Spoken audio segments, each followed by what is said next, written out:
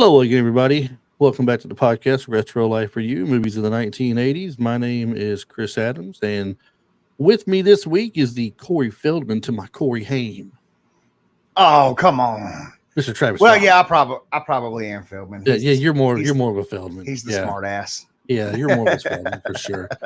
The Feldman to my Haim, There you Travis go. Rollins. How you What doing, up? What Travis? up? Yeah, I'm hanging out, man. We'll Hanging go ahead out. and preface this right off the bat with we got new intranet. It's Ooh, supposed to be stronger and faster. So hopefully I won't drop off in the middle of the podcast this time. And if I do, don't worry, I'll be right back. it's been so. I It's missed been an so opportunity funny. there. I started out with a Schwarzenegger, and then I missed the opportunity to say, "Don't worry, I'll be back." Slipped up on that one. You're slipping, man. I know, It's been man. funny. The last few weeks we've recorded. When the show's over, we'll be talking for a minute about stuff, but for the next week, and all of a sudden Mhm. his screen will freeze up, Yeah, and at then he's least it's been gone. letting me get through the podcast. Yeah, thankfully, knock on wood here. Knock on wood. Yes, Anyway, I do. but anyway, Double down on that. this week we were discussing a very fun movie. And did you guys know? Me and Travis just found out. Did you guys know Did you it's know? possible to fit a Mercedes in the trunk of a Cadillac? Sure is. It, Sure is. it's a sight to see. If you've And a seen hilarious one too. if you've seen License to Drive, that is, and that's what we're doing this week. License to Drive. Heck yeah. I'm Great licensed to movie. drive. Travis, are you? Yes. Well, just Yes. making I've sure you only ain't lost my license uh twice. making sure you're not out there riding dirty. You know. No, I wouldn't. Yeah, riding dirty. I don't know. I might. Oh my god! They So see how's me rolling. before we they see you rolling? Before we get too deep into this, man, how's your week been? uh Work wise, ass, but the weekend was pretty good. The kids were real excited about Father's Day and everything, and they daggone made me presents and went out and got me presents and cooked dinner and all that. So that was pretty cool. And Sounds happy like Father's Day to you. Happy Pappy Day to you, by the way. you as well. And this is going to be a little bit late past Father's Day, but to all you fathers out there that might be listening, happy Father's Day to y'all as well. Absolutely. Happy belated. Belated. The cookouts are always the best part. My sister did a cookout at her house this year. My brother-in-law got up about 3 o'clock this morning, put some barbecue in the smoker, had some Mm-hmm. brats. We had some baked beans, some mac and cheese. Mm-hmm. Had a few things out there. It was some good stuff. Nice, nice. Yeah, I went into work a little bit Friday and then a little bit Saturday, and then I came home and we watched this movie, and I was impressed that my 11-year-old loved it. It's a very fun movie for a lot of people. My niece was asking, was it a new movie or an older movie? I told her I'd bought a new movie on Vudu. She might want to take a look at it. It was a comedy. She might like it. Yeah, However, she's not very familiar with any of our movies. She's the perfect person to listen to this show. We'd educate her, you know. yeah, I told absolutely. her, I said, just go back and start listening to our show. You can learn about these movies. You're gonna want to watch them for sure. For So sure. At told my least some of sister, them. yeah, told my sister she's failed as a parent. You didn't raise her right with the movies. I'm Telling trying her. to tell you. I don't know what's up with that, but you know, That's what I'm doing. We had finished up. What did we watch? Oh man, we watched a great movie, and I cannot believe that I went this long without seeing it. It's called The Source Code with Jake Gyllenhaal. Have you ever seen this movie? source code. Why is that? That sounds familiar, but I can't say for sure. Where he's finding, it's kind of like Looper. He's trying to find a bomb on a train, and I figured the plot out pretty quick, but or I figured out what was going on pretty quick. But the people died, and what it was he was compatible somehow, so his brain hooked up with the source code, and he had 8 minutes to Oh go back no, I and have not seen it. I've seen a preview for it. dude, I do remember it now. amazing movie, dude. That movie is great. That's like on my top 20 list now, dude. That movie is awesome, especially not knowing anything about it before going into it. So I would recommend. I don't want to tell y'all any more than that. If you haven't seen it, go watch the source code and let us know what you thought. Like, it's not an 80s movie. It's 2011, I believe. But man alive, it was good. So after that, my boy got banned off of PlayStation Plus or whatever. He was playing for 6 days, and I was like, he's like, "What are y'all watching next?" And I'm like, "We're gonna watch a real movie from the '80s, boy." Yeah, me, him, and Tasha sat down. Everybody loved it. Well, let's jump right into it then. Let's get to this movie. This is by far my favorite movie with what they refer to as the Coreys in it. Corey Feldman and Corey Haim. I'm gonna have to change mine to this too. I'm gonna have to agree. I got a feeling yours was Lost Boys, wasn't it? It was. Yeah. Yeah, it This was, is- but I'm gonna have to change it from and I'm surprised, but I'm gonna have to change it from Lost Boys to this one. It's such a fun movie, though, is it not? It is. I'm not gonna say that I like the movie better than Lost Boys. I would still put Lost Boys above this one as far as my favorite movies. But as far as their movies in particular, where they started together, yeah, I'm gonna have to go with this one. Yeah, this movie was released July 6, 1988. Big year for movies, and we discussed before. Budgeted $8 million estimated, and it grossed worldwide $22,433,275. Not too bad of a chunk of change to take home when you consider that the budget was pretty cheap. Now, at the time, they had a good cast too, a great cast of people, and some of these people went on to make a lot of money in the movies. Yeah. And I imagine Corey Haim, if he had lived long enough, would have as well. Kept on going, making some better stuff. But I mean, I was going to ask you a question about these two before we get too deep into it and start talking about the cast. I want to get your opinion on something. Corey Feldman. Now, we know he's had some troubles in Hollywood and life with the stuff he's going through. He's a part of that, the Me Too movement thing. Yeah. Where he was taken advantage of as a kid and everything, is like some of these others were. For sure. Do you think the loss of Corey Haim when he passed away, do you think that took a big impact on him, a big toll on him as far as Hollywood goes? For sure. 100% for sure. I mean, coincidentally, his career took a tumble, it seems like, after that. Well, he stated that he was devastated by it, you know? Yeah, definitely. I mean, as a good friend, he should be devastated by it. But I mean, just as far as his career goes, I mean, it seemed like he kind of killed his career too. Like he lost all interest or something. Sure. Sure. I would imagine the things that they're going through, you know, and like speaking to that, like Justin Bieber, how he's turned out and come out about some of the things that happened to him, and he stated that that's why he's ferociously protective over Billie Eilish, that he didn't want her to go through the same things that he had to go through in the music industry with it, you know. And yeah, I mean, I would think that with all the things that happened to him, and then the loss of Corey, and both of their descent into drug addiction and some madness and torture, I would imagine that he would be, you know, very selective over any projects that he worked on, or he would have shunned it all together. And, you know, that could do a lot depending on the person. Yeah. That's definitely a shame. It's a big loss too. I mean, he had some great movies when he was younger before this. And I'm sure, like I said, that going forward, he would have had a great career ahead of him. He might have been Dr. McDreamy. You never know how it would have turned out, honestly. You know, I mean, I'm thinking of like, you know, was it McDreamy or McSteamy? I don't know, because I did watch some Grey's Anatomy with the wife, but I don't know him well enough to remember all of that. But the dude that played in Loverboy and the other movies that was on Grey's Anatomy.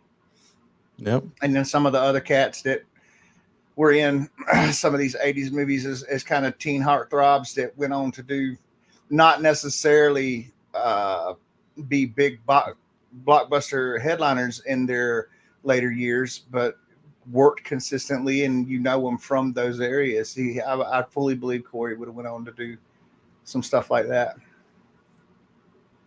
Absolutely.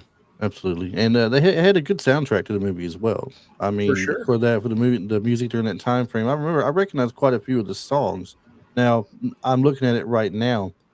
Some of the songs that were used in the movie for you to hear in the background that were kind of mine was the very last movie, the very last song at the end of the movie. Was that the Billy Ocean? Get into my car. Yeah, get out of my dreams. Get into my car. Get out of my dream. I listen to that probably once a month at work. I remember the video they had for it as well. It was pretty good. Get in my car. Get in the backseat, baby. They had Mercedes Boy by Pebbles. That was one. Mm-hmm. Rush Hour by Jane Whelan, former Go-Go. Mm-hmm. So, I mean, that's, and even they had some Sinatra in there, thrown in some Strangers They in the Night. did, which was so hilarious. He had the daggone mixtape, the Yes. Mercedes date slash makeout. Yeah. And then the old caddy spit the daggone tape out. Yeah. We had to put And on what was funnier, though, him trying to play that tape for the slow music for her to dance with, or when the drunk steals the car and it's right? Sinatra playing. Yeah. Sing He it, was loving that. Sammy. Sing it, Sammy. Oh, some Yeah. good stuff. All right, so let's just go ahead and jump into the cast a little bit here. We got a great cast, as I mentioned earlier. Some pretty well-known names at the time. So a couple of people made names for themselves later, or at least one for sure. But Corey Haim and Corey Feldman, the Coreys, we've kind of gone over them when we did Lost Boys, so I'm not going to talk about a lot about them and take up our time with them. But we know that Corey Haim had done things like Silver Bullet. He had done Lucas, been in Lost Boys, done this with Corey Feldman, License to Drive, as well as those Dream a Little Dream movies that I told you was not very good. Right. And Feldman, he's been in a lot of great ones. Favorites of ours like The Goonies and Friday the 13th Part 4. And then here you go with this movie as well, Dream a Little Dream and such. So both of them did fairly well at a young age for each other. It's a shame they got into drugs like they did, and drugs would ultimately got Corey Haim. Corey Feldman was fortunate enough to live through it and recover, and he's doing kind of okay for himself these days. But I mean, he's still scarred from his youth. You can tell when you listen to him talk. I think in interviews. Yeah, that's that's my personal opinion. I mean, that's not a doctor's opinion. I'm not a doctor, but I did stay in a Hollywood. I did stay in a Holiday Inn.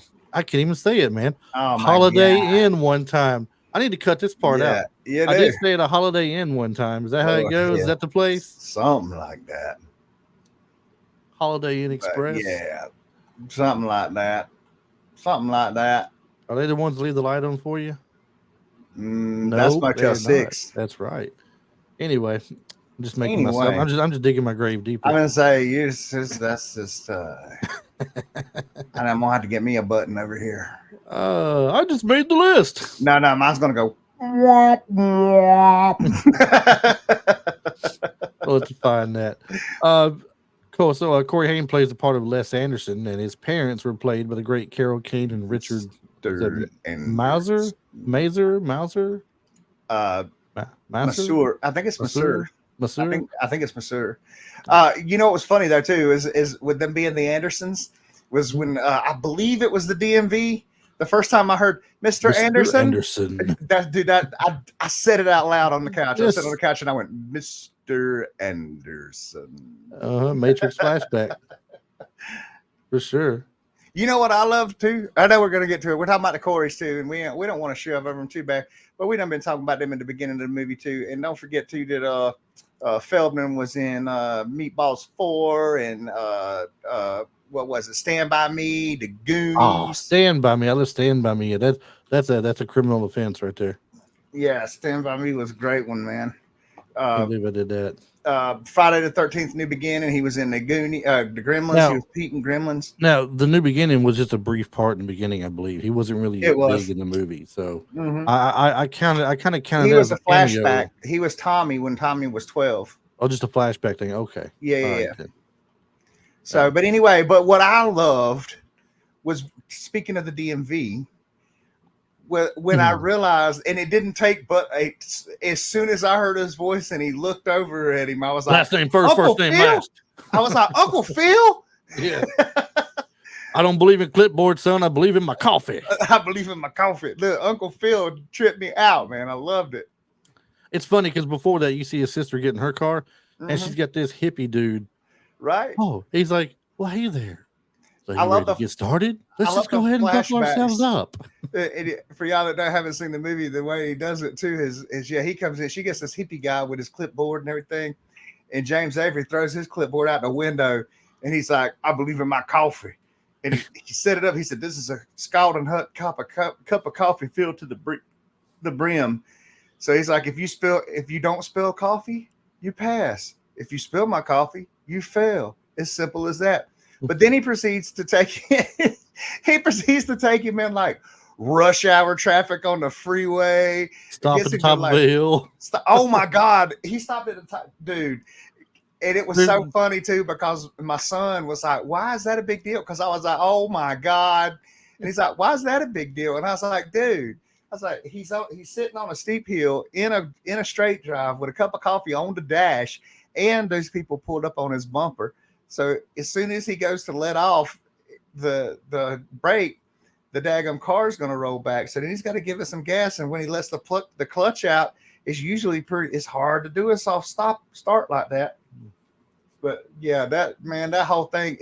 Meanwhile, the hippie dude's like, that's great. He's got her in some little rural, no traffic place. Let's take a right up here. Yeah, we'll try that hill. Yeah, let's go up this hill. See how you That's doing good. This hill. Doing good. And it's a little rolling hill, and then it flashes over to him. The parallel park was great too. Yeah. It's like there was somebody unloading something in a van with a door open and all this and that. And dude, he killed it. Like he passed the test. Like, and what was the other thing that was crazy too was he failed his permit test, but the computers went down. Well, he failed the written part of the test, not the permit part. It's the written part of the test, and he gets up mad and slaps both sides of the computer at the same time, and all the computers go out. Yeah, that was hilarious, dude. So they end up giving him that part. They end up moving him up to the driving test because his sister aced it. So they thought, well, how much worse off could you be from your twin sister? You know, surely, right? You know, you could be that far off. But yeah, that whole part of him come out there, he gets to the car, he's like, last name first, first name last. I said the same thing the first time. When I rewatched it, I was like, oh, of course I wouldn't have known it at the time because there was no Fresh Prince at the time. But I'm looking at it now, I'm like Uncle Phil. Uncle Phil. So let's jump in. You want to jump into James Avery? We'll do this kind of break from the norm and just dance around a little bit since we're talking about him. Since we're already talking about him, let's go ahead and hit James Avery. Heck yeah. James has been at it since 1978. He was Dr. Baker in a short called Libra. I don't even know what that is. I don't either. And I had no idea he's uncredited as a man dancing outside Ray's shop in the Blues Brothers. I'm gonna throw another one at you. What? I'm gonna throw one at you that you probably know, you may not know. I don't know. Yeah. Did you know he does some voiceover work? I did know that. You know who he's the voice of? I'm not sure, but I'm pretty sure he did some stuff for in Darkwing Duck or something. He's the voice of Oroku Saki. The Shredder. Oh, really? Yes. He's the Shredder in Ninja Turtles. That's awesome. The Ninja Turtles TV series, 114 episodes from 87 to 93. Oh, wow. Yeah, he was Rhodey in the Spider-Man series too. Yeah. In the movie Fletch in 85. Mm-hmm. Even in the 2000s, still working pretty well there. He was the teacher, one of the teachers in the Raise Your Voice movie with little teen sensation girl. What was her name? I'm looking right at her, little blonde girl. I can't think of her name. And what? Raise Your Voice. It's a good movie. Oh, I don't remember that one. But check it out. He was hold on. Raise Your Voice is Hillary Duff. Oh, okay, yeah. Yeah, you had David Keith and Rebecca De Mornay playing the parents and everything. Was she Clarissa? I don't know what she did. I know she was in something on Disney, I believe. It was on Disney, I believe. Was that her, or was that Sabrina, the Teenage Witch, that was Clarissa Explains? Yeah, I really can't remember. I don't remember. But check this out, though. He was in 2 episodes. Oh, no. I'm sorry. That's Simon and Simon. When everyone talks about the 80s cars from the TV shows, everybody, chooses KITT, or they choose the General Lee or the A-Team van. And I'm a weirdo because a lot of us 80s kids didn't even watch this TV show unless we were watching it with our parents. But the one that I always choose is the Coyote from Hardcastle. Oh, yeah. I love that show when it came out, man. I had a plastic version. This is a little funny story. As a kid, though, I was staying at my friend's house. I stayed every weekend practically. We were like, for the longest time, every weekend I was at their house. It looked like my second family almost when I was younger. But went with my friends and their dad. We went to Walmart and he was buying them toys or something, and I was with him, so he bought me something as well. And he said, he'd bought them like a car. They wanted the cars, Hmm. big. They were big plastic cars. Okay, Okay. so pretty good size. You could roll across the floor. They rolled real well. Well, they had the coyote car, and I wanted that, so Yeah. I got that one. it Yeah. was it was cool, and I The remember coyote taking was that thing nasty, and dude. rolling that thing everywhere, slinging that thing up a slide, and watching it jump off the top and go as far as it could. Heck yeah. That was a pretty cool That's stuff. crazy. He really did a lot of daggone voiceover work, didn't he? Yeah, he actually did. That's one of the things that's kept him going. A lot of these people that are TV specific do a lot of Hmm. voiceover work. I've noticed. Right. And once again, our services are available. I did this with Ray when we were doing Die Hard. Our services are available out there for voiceover needs. If you would like, just reach out to us and we'll get back with you ASANP. Absolutely. Um, yeah, a pup named Scooby Doo. He did Count Chocula. Count Uh, Count Chocula. Chocula. He's been in He was TV in a shows super such as The Different World, the Karate Kid TV series super cartoon. friends. Webster. He was in an episode of Webster. Yeah, the That's man has crazy, done man. it all. Cagney and Lacey. Yeah, Wow. I'm just saying the man has done it all. He done a lot of stuff for sure, no doubt. He was even he was Quint in an episode of the A Team. Did you know there was a Beastmaster too? I did, I did not know. He's in it as a Lieutenant and Coberly. and It I says I have didn't know that. seen it. Is it worth watching? If you love the Beastmaster as much as I do, Well, I like the movie. but Yeah, I mean, it's not as good. But yeah. okay. Iron Man. He does the voice of Jim Rhodes, War Machine. Now, how about this? This is funny. I got a little funny, a little ironic tidbit here. What's So that? remember, or at least I remember, a lot of folks my age would get uh, the dad from Family Matters and the dad from Fresh Prince mixed up, right? Yeah, Well, even though he never played Carl in the Fresh Prince, I he seen it. did I know. play Winslow. Carl Winslow. So he played Winslow in 4 episodes of The Beauty and the Beast, but James Avery did. That's funny. Isn't that funny? Have He you? got mixed up with Carl Winslow years later. So speaking of James Avery, one last thing on James Avery on my part, and you mentioned Family Matters. Mhm. There was a scene. It was at the end of one of the shows. I've seen the clip online where the youngest boy comes home Yep. and he sees him, and I guess he sees that he's not the dad from the Fresh Prince. Yeah. They gotten word he's the dad from the Fresh Prince or something like that, and he said, "See." And it's like, okay, you win. He puts money in the kid's hand. But all Yes. of a sudden, through the front Yes. door comes Uncle Phil, hands on his hips, looking at him. And Reginald Yes. Johnson seen him and just busted out laughing. Right.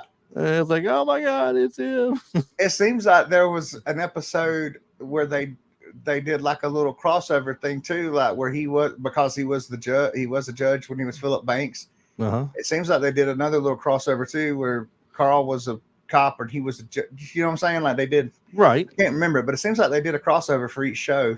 Just a Oh. little, but it's like a little cameo thing.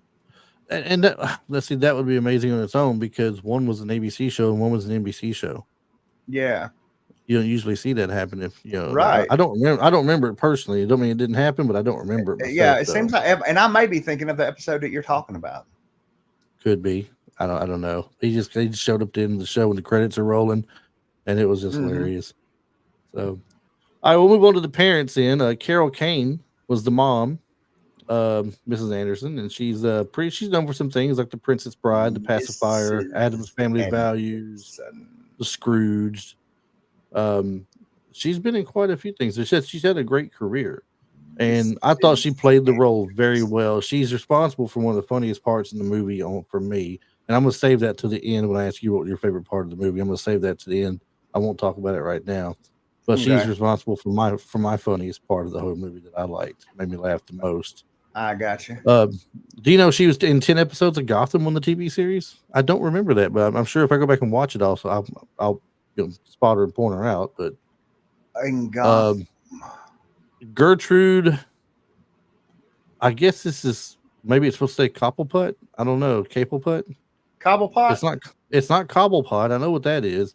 Oh, she's his mom. She's his mom. Kapelput. Is that how they spell Cobblepot? Really? That might be how they spell Cobblepot. Maybe it's Cobblepot. Cobblepot, not Cobblepot. It may be. I think she was his mom. Okay. I think I'm not 100% on that.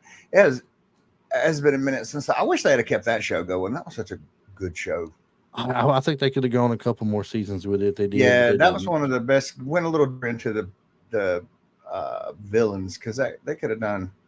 I really, really, really enjoyed that show. I think that's one of the better Batman things that have been done in the past few decades. Yeah, and we mentioned voiceover earlier for Uncle Phil. Right. She has done some things here. It looks like on the Aladdin TV series, among one thing at least. Oh. Looks like there's a couple other things on here as well. She was a voice of, and She was in Transylvania 65000 in 1985. she's in My Blue Heaven. Did I see that correctly? My Mhm. Blue Heaven. Yeah, My Blue Heaven. Tales from the Crypt. Yup. Joe versus the Volcano. Jumping Jack Flash. Who did? All right, I love Jumping Jack Flash. That's coming up one of these days. That was a good one. Jumping Jack Flash was great. It's been a while since I've seen that one too. Yeah, it was fun. Richard May. She seems like one of those that I recognize from a lot of different places, but can't ever like pin her down. You know what I mean? It's like I feel like I've seen her on Cheers. This is That's because you've seen her on everything. She's appeared on just like James Avery. She's appeared on a large number of TV series. Right, like a large amount of an episode or two here or there type thing. Right. So I mean, you've definitely seen her in places, and you're like, what do I know her from the most? And you think, and you're like, wait, well, that was the mom from License to Drive, or hey, that was the girl that was friends with Whoopi Goldberg and Jumping Jack Flash at the bank, or that was in the Princess Bride. She's with Billy Crystal. She's the woman there that that they were trying to fix the guy and bring him back. Well, he's all the way dead or something, almost nearly dead. Joe versus the Volcano. I don't know. I hadn't seen that in a while. Or My Blue Heaven. She was the main character in Joe versus the Volcano, I think. Well, I haven't seen that. I don't know. I don't know that I've seen it at all. That's the one with Tom Hanks where they go to Hawaii. Well, it might not be Hawaii, but they go on like a vacation and stuff, and they're gonna throw him into the volcano. Like the well, he's decided. I think he has nothing to live for, or something like that. Something like that. Yeah, and he's gonna go ahead and throw himself out there so he can do something good. There. Do something good before he dies or something. They said so. The father was Richard. You said Monsieur. You think it's what it's supposed to be? I'm not. I think it's Monsieur. Monsieur. Hello, Monsieur. Au revoir. Bonjour, Monsieur. Bonjour, Monsieur. Pretty well known for The Thing as one of them. Risky Business. Mm-hmm. He was in My Girl. Mm-hmm. One of the things I remember him from, plain as day, the TV miniseries for It, Stephen King's It. Yeah. The original TV movie that they did of it. He was the one who grew up and didn't come back there. He killed himself instead of coming back. Yeah. I think it was Stan, wasn't it? Played the character Stan. Yeah, that might have been it. He decided with what he's seen, he didn't want to come back and revisit that all over again. So he says, no. And I remember that was the very end of the first night of the miniseries. And he had killed himself in the bathtub and cut his wrist is what he did. And he puts across the wall in his own blood, it just says the word It. Yeah. And that's how it goes off. The ending of that stands out in my mind to this day. It was a good ending, especially for a made for TV. Oh, it just gives you chills though when you see it. And I'd already read the book, so I knew what was coming. But still, I thought even knowing what was coming, it still gave me chills. Yeah. I'm like, man, you gotta be kidding me. They did a really great job of it. And I like the TV version of it better than the theatrical release we had. Well, I think really honestly, with them doing miniseries like that, it's kind of like Stephen King's The Stand. Mm-hmm. Yeah. The trade-off with a TV show or miniseries versus a movie is you've got more time to flesh the story out and to go into things that you would normally skip on a TV show. It was over 2 days, I think. The Stand took 3 days for the miniseries to go through. And What's it? also, you can get lots of big TV names on there Mhm. because it's not like going to Hollywood and pulling Stallone or Schwarzenegger, Julia Roberts or someone big. It's not, you're not getting them. You're getting the bigger TV names at the time. And since it's TV, it's cheaper. These names are coming cheaper to you at this point in time when it came out. Yeah. Um, Where I remember him from, or where I recognized him, especially when he was running around the car screaming at what's the name, Lance, uh, was Les, Les was the dad from Encino Man. yeah, it's Mr. Morgan. Yeah, Mr. Morgan. uh, it's him. He was in the Blossom TV series for one episode. He's a lot of one episode things here as well. Murphy Brown, Yes Virginia, Matlock. Um, let's see, higher. That's a movie. Higher Ground. He was in Shoot to Kill. I remember him in Shoot to Kill. Do you remember seeing a movie with Tom Berenger and Sidney Poitier? I do. When I he don't was remember in his that, role in it, but I do remember that movie. he played a character named Norman. He's one of the guys on the hike, on the nature Okay. hike that Kirstie Alley takes out. Okay. And you're trying to figure out of all the men on that trip, who is the one that's the killer, because the killer they're looking for has blended into these group of men going out on that hike to get where he's going. Yes. And you think at one point it could be any of them. It's Right. if you haven't seen it, it's a great thriller. If you love a thriller, that's the movie you want to watch right there. I used to be in love with me some Kirstie Alley back in the day. I think a lot of people did when she first came out. Uh, I mean, in all seriousness, I mean, yeah. summer school, summer school is what did it for most people, I think. Yeah. So, as far as her in there, that's the one thing that really sent her off to him. Then, of course, when she was on Cheers. So, Yeah, 100%. Well, then, how about Mrs. Dirk Diggler? Mrs. Dirk Diggler, that is the one. That's the one that went on later on to become pretty big for a little bit. I mean, I'm surprised she disappeared like she did. Oh yeah. Well, I mean, she's still that if she's do something today if she wanted to. Well, I guess she does, but not a It's lot of real big something. right. I don't think. Yeah, like I said, she's known for Boogie Nights. She was in Bowfinger, Lost in. I loved her in Lost in Space too. Yeah. She played Judy Robinson in Lost in Space. I thought she nailed that part pretty well. Austin Powers, The Spy Who Shagged Me. She was great in Yup. that. Yup. And she is still doing things today. I mean, here's a movie in 2024 called Chosen Family. Right. Last year, Place of Bones. 2023 Best Christmas Ever. These might even be stuff like she's reverted back to like some of them do, like the Hallmark or the what's the other one, Lifetime and stuff like that. She may Mm-hmm. have, but it doesn't say TV movies though. And Best Christmas Ever reminds me of something that would look like a TV movie or something. Right. But And you were talking about, we just mentioned The Stand. She yeah, was at the Stand TV miniseries in 2020. that was on Netflix, wasn't it? I believe so. So I yeah, did not watch that one because I've already seen like 2 or 3 iterations of The yeah. Stand, and it's and I've read the book. And the book, oh my god, The book is great. it'll take you a minute to read it too. That book looks like a daggone Bible. But Dang, it's a so, big old book. the book is so in depth and intense. Yeah, for sure. When you read it, he did such a great job writing that book. I remember when I first bought the paperback version of that book to read, and so I would take it to school and everywhere with me. That thing was probably every bit of 3-4 inches thick. Dude, no kidding. About 3 inches Yeah, thick it's like, for sure. for sure, in a regular paperback, for sure. Yes, but it was a great book though. She was in The Hangover Part 3 for a bit part, playing someone named Jade. Well, she was in the first one too, wasn't she? Because she was the one holding the baby that Stu married and spit on the baby. I'm getting, yeah, she was. She was. She was Baby on Board. Emily's. Let's see now. She was in Scream 2. This isn't 80 movies. We're not talking about 80 movies. She was in Drugstore Cowboy and Twins. She was uncredited in Twins, though. Anger Management uncredited. Goose Fraba. I love Anger Management, dude. That movie is so good. Jack, that might be, dude. That's probably like my top 3 Jack Nicholson movies, dude. No shit.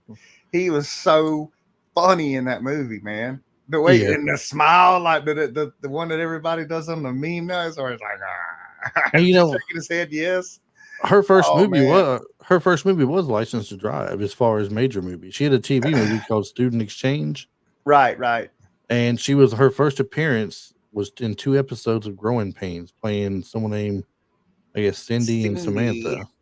She was probably friends with Winnie. Probably somebody kept her in trouble. No, Growing Pains, not Wonder Oh, Growing Years. Pains. Oh, duh. Growing Pains was Carol, she'd be what was his Carol's friend. name? Yeah, Carol's friend. Yeah, that That was was DJ Tanner's big brother that starred in that, wasn't it? What's his that's name? Kurt Kurt Cameron. Cameron. Yeah, Kurt Cameron, Tracy Gold, Yeah. Jeremy something played the youngest, and then you had Alan Thicke and Joanna Kearns as the mom and dad. Yeah. So that was a fun TV series. Of course, everybody likes to claim that Kurt Cameron kind of ruined the show and ended the show too early, but that's everybody's opinion is different. I mean, he's got his yeah he's got his moral set in place. He has a certain set he goes by, and he didn't want Yeah, to go yeah, man. beyond certain things. The You biggest know, thing that hey, started is when he got that girl kicked off the show. hey, man. Um, You got to stand for something or you fall for anything. I've heard that somewhere before. I wonder how Timmy thinks about that. There's no telling what Tim thinks about that. I don't know that Tim likes country music as far as that goes. Tim might be No, weird. Tim might might be be, weird. I might mean, be, might yeah, be. who was it? Aaron Tippin? Got to stand for something or you'll fall for anything. I'm not. It might be. It might have been. I don't know. And that's going to be shameful since Aaron Tippin's from Blue Ridge, and that's like 20 minutes away from me right now. I know. I actually know. was in high school with his daughter. All right. Well, let's go ahead and get this thing in from Tim here if we can here. Talking about 80s flicks flashbacks. Take a listen to this. Hey.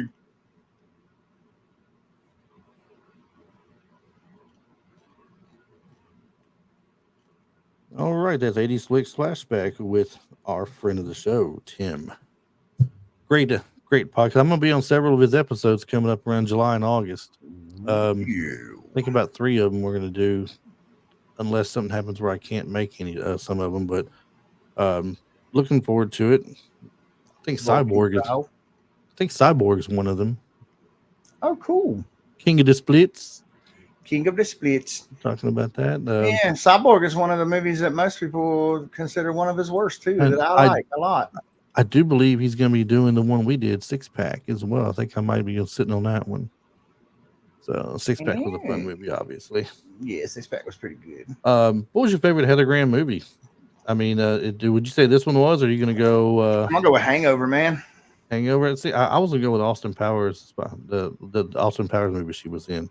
Yeah, I like to me, it's either that or Lost in Space. One of the two. Lost in Space was awesome, but to me, this dude, like, no kidding.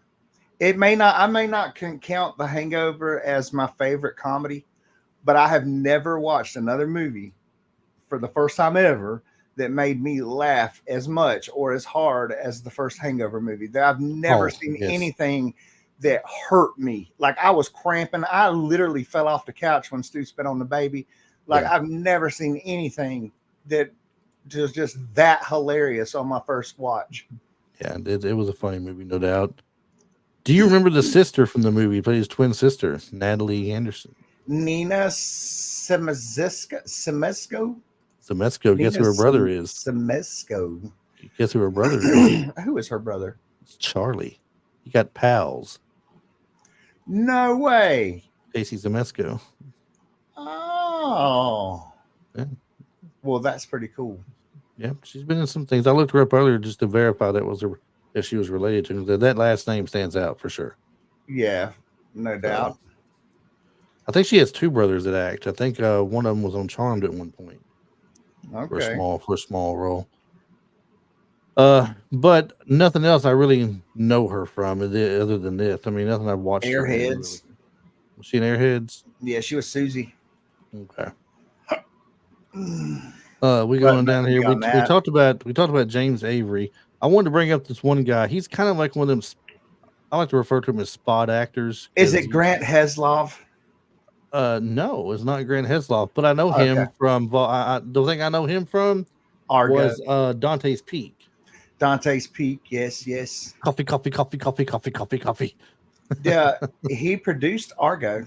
Did he really? He sure did, and the Ides of March. Like he's yeah, he's produced some pretty big deal movies. Directed quite a few. I know because I knew he was one of the ones that I was like, I know that guy. See, same thing with the school teacher. I was going to say the same thing. I was going to bring him up. Michael Ensign, Michael Ensign. the school teacher. He's the one where Corey Haim falls asleep during the driver's ed class. Oh my God! Yes, yes, yes. And it's little punks like you, Mr. Anderson. They end up scraping off the road and making it harder for other people. Yeah. For the for the greater good or something like that. I hope you fail your driver's test. I hope you fail. That's very mean. He was in War Games. He was in Ghostbusters. He was in Titanic. Wow. He's been in quite a few things. That's he was a good rundown. When I saw his face, I'm like, I know him from something recent. And the recent thing for me was War Games. He was the aide to I think it was Dabney Coleman's character, Behringer. Yeah. He was the aide to him.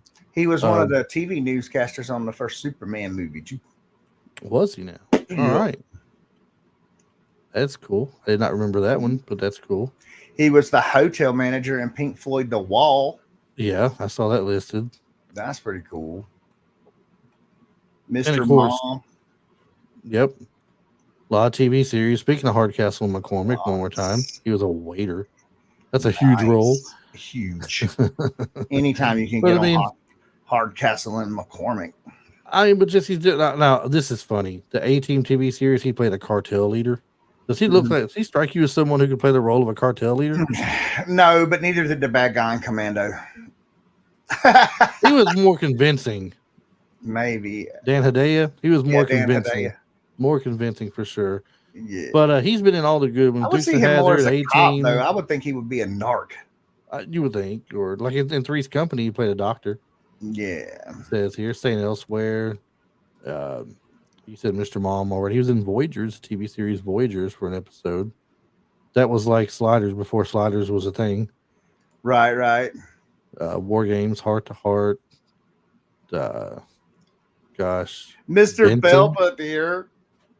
Benson, MASH, Greatest American Hero. Nice. The Golden Girls, the Matlock. But he's never Jake and the Fat Man Coach, Raven. Like, he was on everything. Star Trek, Deep Space Nine, General Hospital, Melrose Place, Perry Mason.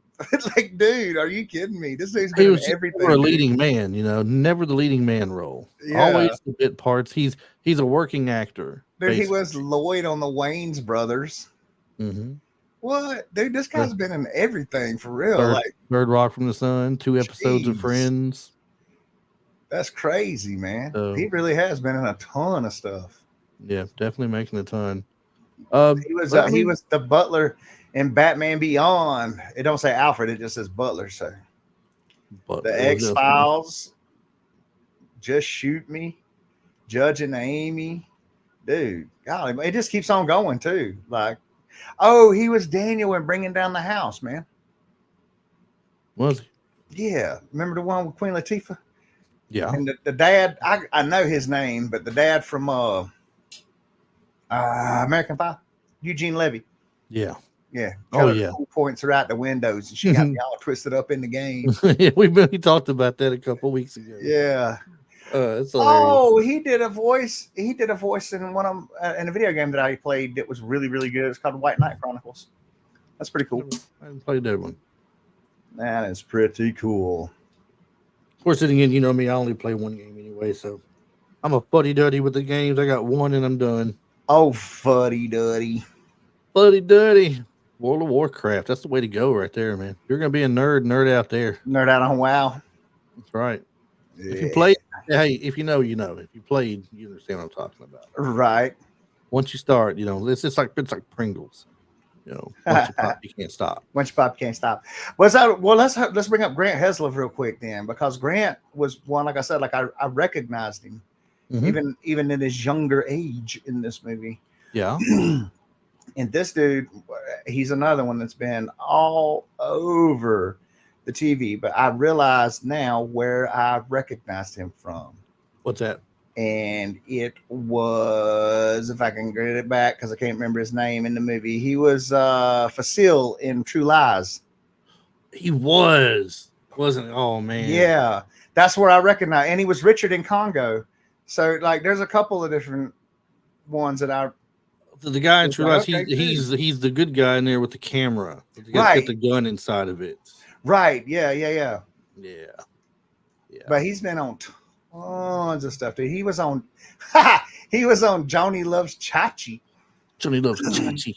So Okay, Johnny Loves I Chachi. I Happy cannot Days. I cannot hear Johnny Loves Chachi without thinking immediately of Stiller in Dodgeball.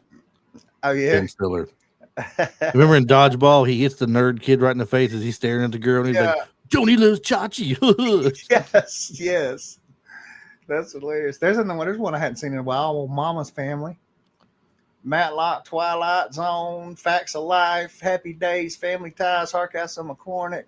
Like, he was in a bunch of them. Then he hit License to Drive and went on and did Dangerous Curves in the same year. The original Catch Me If You Can movie in 1989. Look, with all these people in that movie, they've been in all these same similar shows. They could sit around and have a campfire one day and go, "Hey, when I was in Hardcastle McCormick, we did this. Right? What did you do?" When I was on 21 Jump Street, Murder She Wrote. He's another one that he's been in all kind of stuff, man. But yeah, his movie career really didn't. It's sporadic. I think most of his stuff was pretty much in the 90s, like that you know him from, because there again, you know what I mean? True Lies Congo, Black Sheep, The Birdcage. He was in The Birdcage as the photographer. Dante's Peak, he was Greg. Yeah. Enemy of the State. He was Lenny in Enemy of the State. But yeah, that dude's he's done some good parts. I like that guy. He was Arpid in The Scorpion King. I remember that one. Trying to remember that one. Trying to remember him in the movie. I know the movie. I can't place him in the movie. Was he the?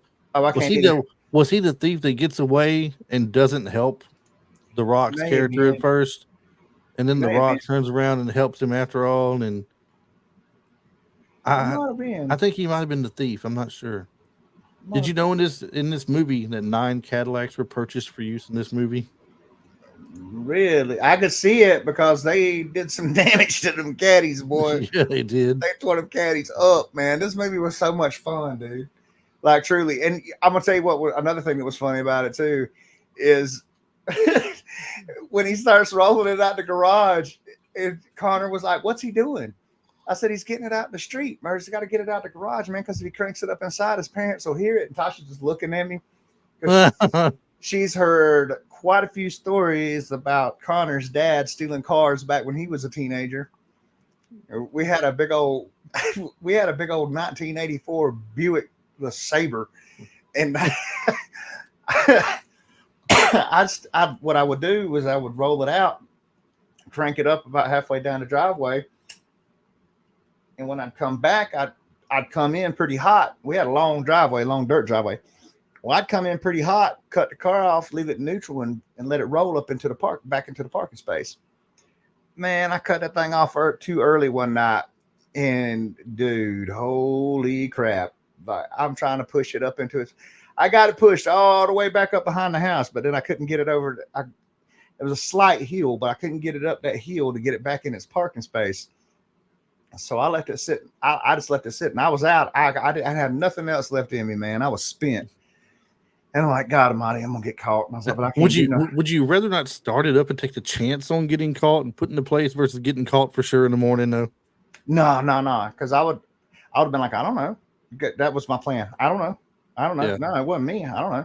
So my mom's standing. So the Eddie Murphy defense. Exactly. Wasn't me. So we standing there. Mom was standing there washing dishes, and she looked out the window, and she was like, "Carl, come look at this." And she's like, "How did that thing get back there?" Like, what? So he's like, "I don't know." And he said, "Hell, the parking brake must have failed." Not even thinking about the fact that this is an automatic. You know what I mean? He just said it, and he turned around and looked at me, and I was like, "Oh shit!" Oh, he knew, didn't he? Oh, he knew 100%, dude. He said something. He got to drinking the next night. That was like a Friday. he got to drinking Saturday night, and he was like, "Hey, how about next time you steal my fucking car, you get it back in my parking spot? You might have to bleep that one out." But yeah, he knew immediately. But yeah, Oh I my used to gosh. still, man, I used to run off. Yeah, I'd wait for them to go to sleep. Well, I'd be gone. Which is another reason why this movie was so good, and the stuff that they went through and the stuff that they did, like running out. He's all worried about his car. Like, oh, there's just a scratch, and it's a little like 1 inch scratch There's below a the key. little centimeter or something like that, you Yeah, know. he's. My dad's gonna see that, he's gonna Oh my god, flip. dude! I lived this movie a little bit. So good. And well, some other fun stuff about it. Now, in the movies, when it was at the theater, you heard the song "Trouble" by Nia Peoples playing in the background at one point. In the VHS version of the movie, the song "New Sensation" by NXS replaced it. And Oh, the in new in sensation. some VHS versions, not all of them, but Yeah, some of them. And Corey Haim, when this movie was going on, was actually in the process of getting his license during filming. So he's right at that age then. I heck guess him and Feldman both, for the whole thing. Did you know, on top of being such good friends, they were very fierce rivals as well, though. yeah, for sure. Had to Yeah, be. you're always going against Had to each be. other. I remember Keith Coogan talking about when he was on the show about how him and Will Wheaton battled out for so many different roles, and he was bummed that he didn't get Stand By Me, and Will Wheaton did, Yeah. and Will Wheaton was bummed out because Keith Coogan got you know Don't Tell Mom the Babysitter, no, Adventures in Babysitting, and he really Ah, wanted that one. He yeah. said, but as it turned out, though, he said, Yeah, but he got Wesley Crusher. I know, but see, he's like, they were talking about it. He said, as you know, it all worked out for the best. He said because he said Will Wheaton was more better for playing that role he played in Stand By Me. He said I couldn't have pulled that role off. It wasn't my style. Everybody's Yeah. got a style, so that's why you always see people. He said we audition. What people may not know, they audition for a tons of stuff and get turned down, for they get the one that's for them, right? Hmm. So Feldman said in the interviews that his heart sank when he heard Haim beat him out for the lead one more time, because Haim was the lead role of the movie. It wasn't Corey Feldman. When this had already happened, it already happened once with the Lost Boys. It happened in Lucas and Murphy's Romance. He said the two were best friends, but they were also very fierce rivals. Heck You yeah. know, and then they played with each other in some movies, and then then they auditioned against each other in some movies, and so it's always a fun thing. I love hearing the stories like that. Those are things I would love to talk to people about and say, hey, what are some of the things you tried out for that you lost out to somebody else, or that you beat somebody out for that Yeah, might have yeah. been different? 100%. Kind of like when when I asked, oh my god. See, this is going to be the running shtick for me. Catherine Mary Stewart. Mary Stewart. When I asked her about losing out to for Highlander, Yeah. she was like, "Wow, y'all really did some research." Like she didn't even she don't even remember the last time she'd been asked that. See that. That's why she came on that second time. She liked our style. That's what it was. That's what it was. Yeah. Do you remember in the movie where Natalie's friend sees Les sleeping and she asks Natalie if he has mono, and Natalie Dude, responds, I "Nah, fell out laughing. he says no, he just brain dead." Yeah. In an interview on the DVD release, Corey Haim revealed that he got mononucleosis during filming, which is AKA Oh, mono. did Heather give it to him? I don't know. What? Was there a reason why she would have gave it to him? Oh, that was kissing. Oh, I know there was. I don't know if that would be the reason why he would have got it. It's called the kissing Um, disease. I know. This was Heather Graham's first substantial role, like we said, in theatrical Yeah. How about Ben feature. Affleck tried out for the role of Les? Oh man, I don't remember him. I don't remember seeing him in anything at that age, though. Do you? Me either. No, I don't What's remember the anything before. What's the first thing before Good Will Hunting we seen him in? That, that's all I remember. I mean, I'm not. No, no, it's not. No, it's not. He was Banyan in fucking. Well, I am gonna have to break the bleeps out again. Dazed and Confused. He Okay. had the bat. He was spanking. He was Was senior spanking everybody. was Clerks out before, or Clerks, or the Ooh, I Jay don't and know. Silent Bob movies they were in, or he was in those? Clerks. Mallrats. He was in Mallrats. Was he in Mallrats? Yes, he Yeah, he was the was the record department store. store guy. Yeah, department store guy. Dazed and Confused was definitely before Mallrats. I don't know if it was before Clerks, because Clerks came before Mallrats, or was it vice versa? I can't remember.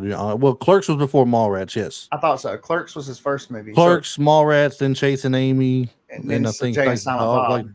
no, then it was like Dogma, I believe. Yeah, Then Jay and Silent Bob Strike Back. They had Clerks 2 somewhere in there, or later on, I forget which. Um, I don't know. Corey Haim had his 16th birthday while on the set. The cast and crew threw him a party in which a birthday cake was made to look like a learner's permit. Um, oh. Drew Barrymore and Haim's then girlfriend Lala Sloatman, what a name, How attended the about party. how about While the oh, old? listen, while his co-star Corey Feldman did not.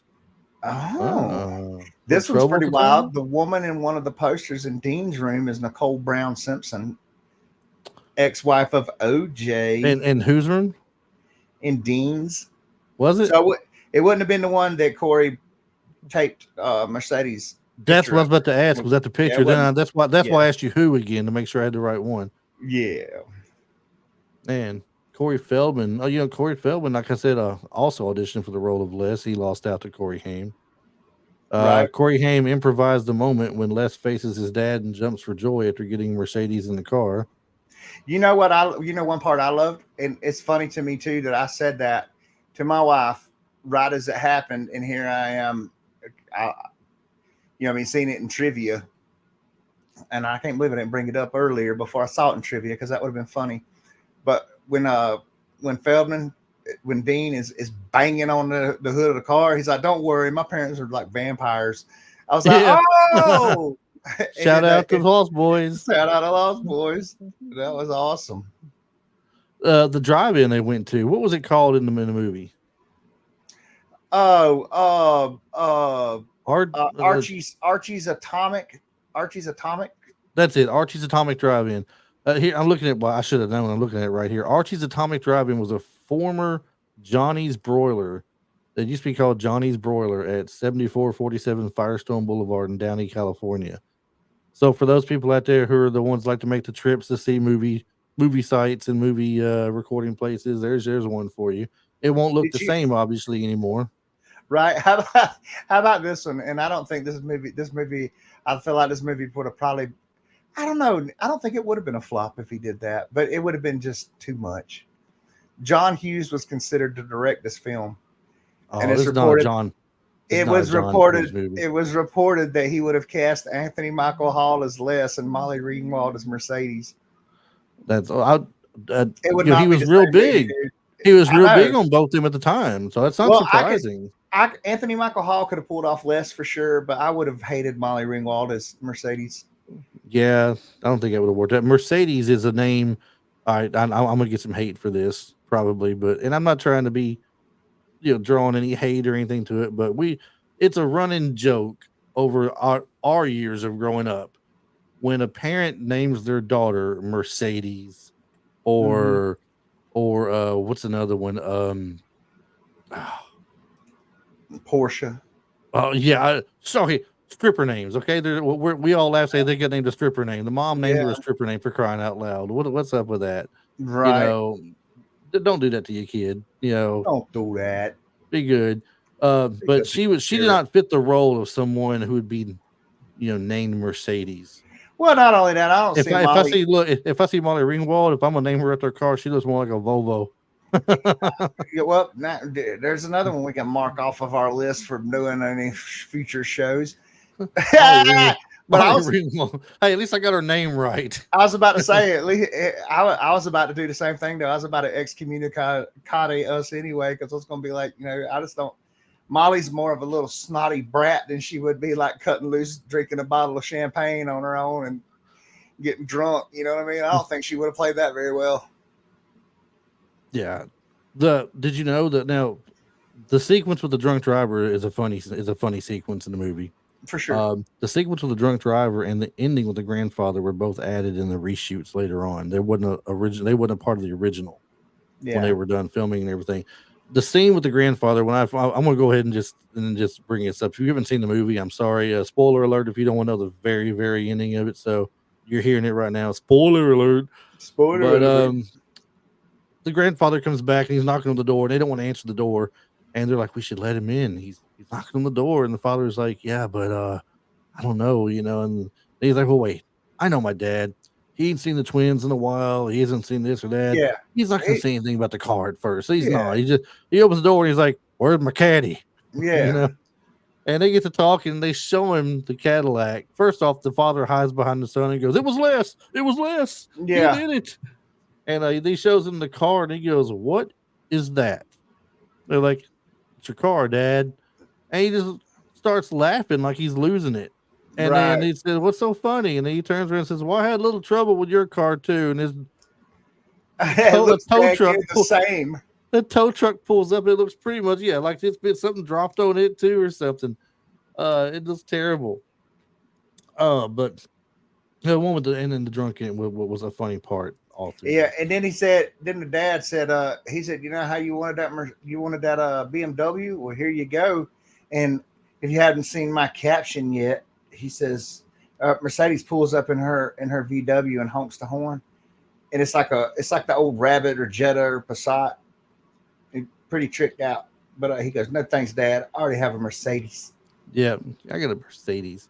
The script for this Neil Tolkien's script started out as a failed article for National Lampoon magazine.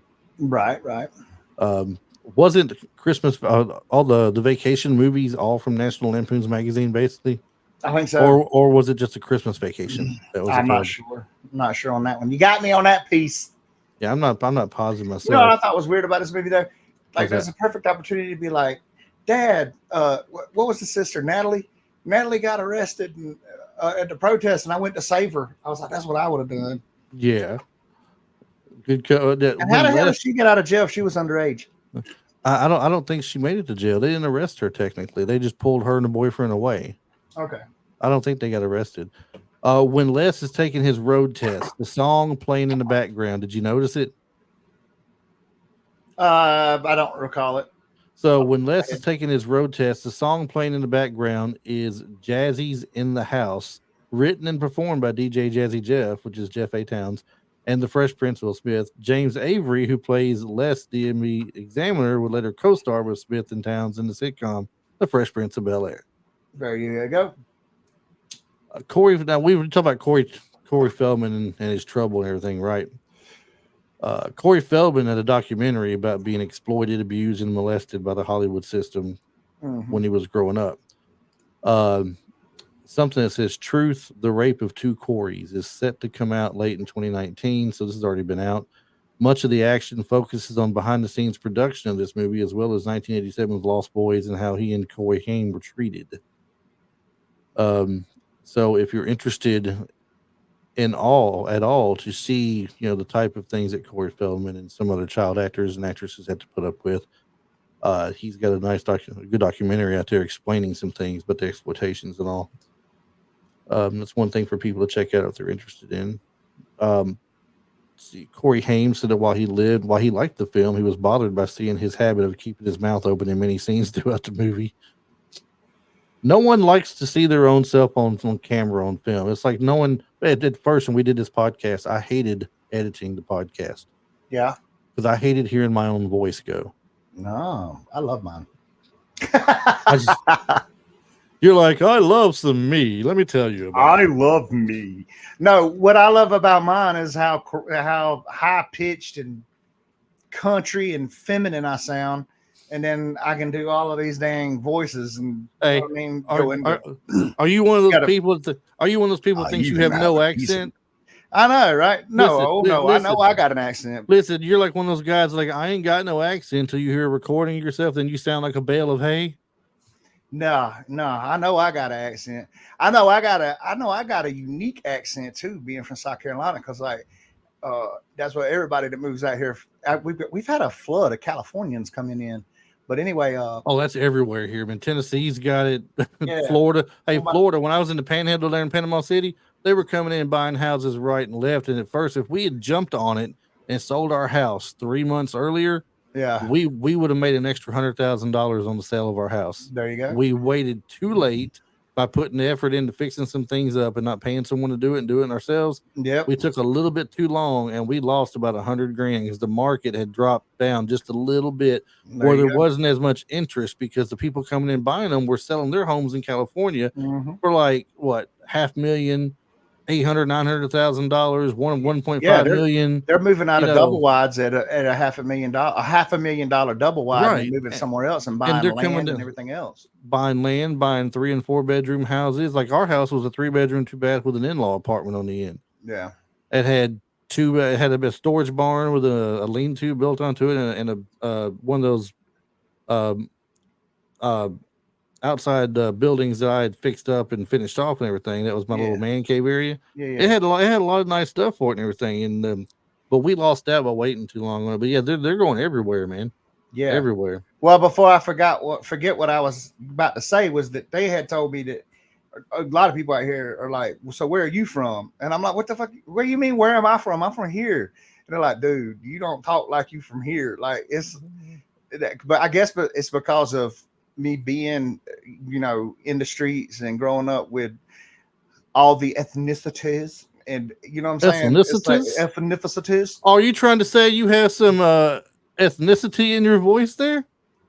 I can when I get mad, boy. Does the slang did the slang start coming out? Bro, I'll turn street real quick. When I get mad, I sound like I used to get called a wigger. does the thug start coming out? A little bit, yeah. Do you get out there and you start? No, I'm not going to go that far. But I don't forget. But see, now I don't forget what we was even talking about to begin. Oh, my voice on the recording. But it's a trip that like it does that. But then you know what I mean? We can do like the coming this summer, or we can Autobots roll out. Yeah, out of this. Like, how does this do all of that? I don't know. And it's funny. I try my best to pull some of these voices off. I'm not a great person with the voices. And one day I was trying to pull your Optimus Prime off, and I was listening to it, and I was like, that's Ironhide. That's not Optimus Prime. Well, then he could do Ironhide. Then we could do Optimus and Ironhide. I did the Ironhide by mistake. There we go. Anyway, I watched a real cool. I want to plug a dude real quick. I cannot remember his name. I'm gonna look him up. Just while we're talking. Well, hey, look, while you're looking, I'm gonna mention this. Corey Feldman and James Avery both have something in common. They've both voiced characters in the Teenage Mutant Ninja Turtles franchise. Corey Feldman did the voice of Donatello in the first and third Teenage Mutant Ninja Turtle movie, while Avery was the voice of the Shredder in the cartoon series, like I mentioned earlier. Oh, that's cool. It's a TEDx talk that he did that I saw him on. And you can probably find a lot of these guys. I want to say, well, I'll tell you what, if I look up the Star Wars, Clone Wars, Obi-Wan voice, I type slow, actor. He's going to be here in Nashville. Is he really? James Arnold Taylor. Yeah, about a week or so from now. Yeah. Him and the guy that does Anakin from the Clone Wars are both here. He really bumped up my which I already knew some of that, because that's how I figured out some other stuff like Stone Cold Steve Austin, because I used to do so. So I was telling people I used to do the way I figured out Stone Cold was talking like an old Indian man, because like, when the warriors of our tribe were young, we would go on what we call a vision quest. So if you take the old man voice and start talking like this, and then Stone Cold does his S's as a SH. So we will start talking like this, bring the tone down, put some gravel in it, and then you got yourself a Stone Cold Steve Austin. Is that the bottom line? That's the bottom line. But it's real cool, because hearing the way that I'll say his name again, James Arnold Taylor, the way that he explains this, how every voice leads into another voice. He has a TED talk that you can look up on YouTube.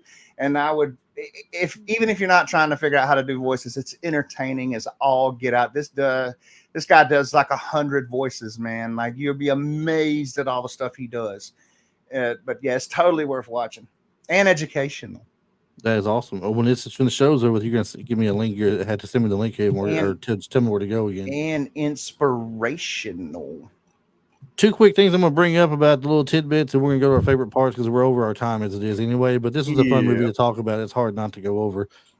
Two quick things. Les had to use the Cadillac keys to unlock the trunk, so there's no way the keys could have been in the ignition when the drunk takes off with it. There's a little boo boo there, right? Little boo boo, and then the license didn't have pop trunks back then. Yep. License to Drive begins and ends with Corey Haim's character Les Anderson running up to an open top car, jumping in without opening the door, and driving away quickly. Ends like it begins. So, to the parts, favorite parts of the movie. What is the funniest part or favorite part of yours in the movie you watched?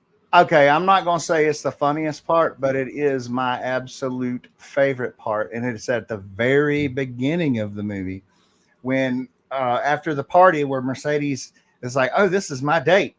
And it's the next day when Corey Haim sees her at school and his dad pulls up honking the horn and screaming after him and stuff.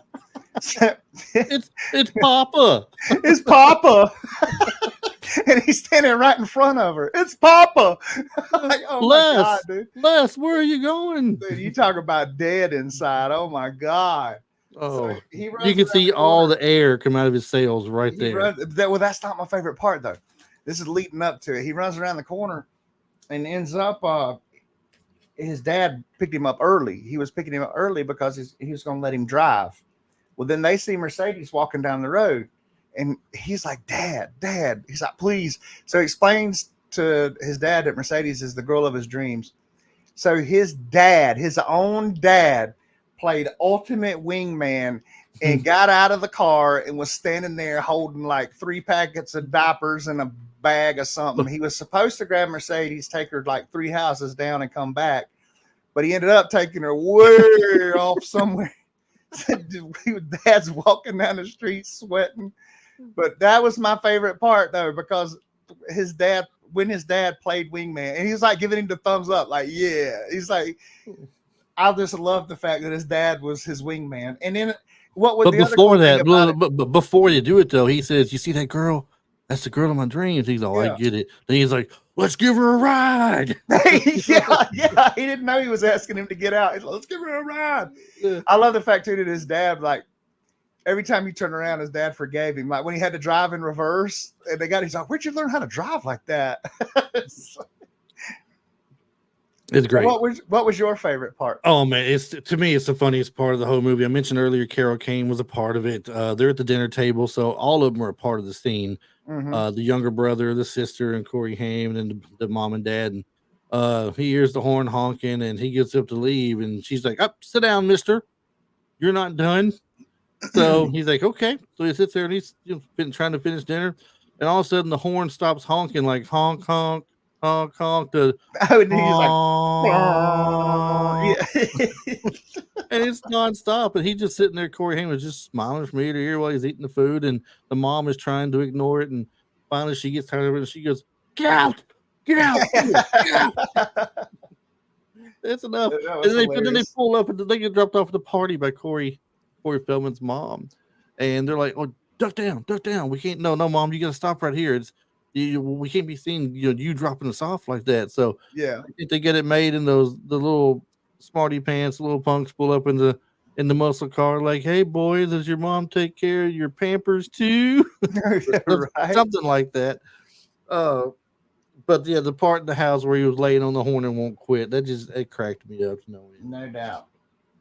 So I'm surprised that we have went an hour and 14 minutes on this episode. I'm not too surprised. It was a fun movie. Great movie.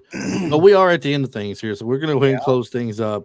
If you are new to the show and you're hearing this for the first time, we do have as the Three Amigos movie would say, a plethora of great stuff that you can listen to. So the entire library is up online. You can go to www.retrolife4u.com, and you can listen to all the episodes straight from your web browser. You can also, I'm working, I've slacked off for the last week. I'm sorry, but I'm trying to work as best I can to get all the old videos Slacker. up on YouTube.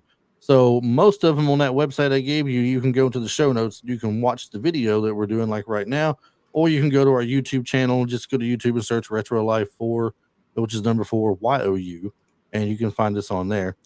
But we are also audio only on uh, uh, Apple, I said Apple, iTunes, and Spotify as well, and pretty much anywhere you're going to find your audio podcast at, you're going to find us there, I'm sure. Oh yeah. If you would like to reach out to the show, we are Retro Life number 4 YOU, Retro Life for you at gmail.com. Gmail. Just drop us a line. Tell us you like the show. You don't like the show, a movie you'd like to see us do. Maybe you have a funniest part of this movie you like that you want to share with us. Yes. And let us know about it. So Yes. if you start sending things in, we'll read some of them off on the air, and you can say yes or no to put your name out there or whatever. But we'll just start doing stuff like that. Let's see. One last thing, we are on Instagram and Facebook is where you're going to find us mostly. And just recently, like I said, I started adding us to YouTube. I don't do a lot of the other things. I just don't have the time for all of them. I wish I did. Yep. And I could be a better partner, but I'm busy building freedom birds. Yeah, we got some people who think work's more important than the podcast. And yeah. How dare he? I but know. It ain't like he makes, good money or nothing. Oh, I got something to tell you on the podcast, Neil. All right. That's what we're gonna go ahead and end things now. But hey, while I'm ending things, do you have anything that you want to end it with before we go? Yeah, I was gonna say, it's probably like this out there. I'm sure in Tennessee too, probably Florida and California too. But do you know what? Since we're talking about the vehicles and everything, you know what cars and virginity have in common? What's that? Most folks around here are losing both in a Walmart parking lot.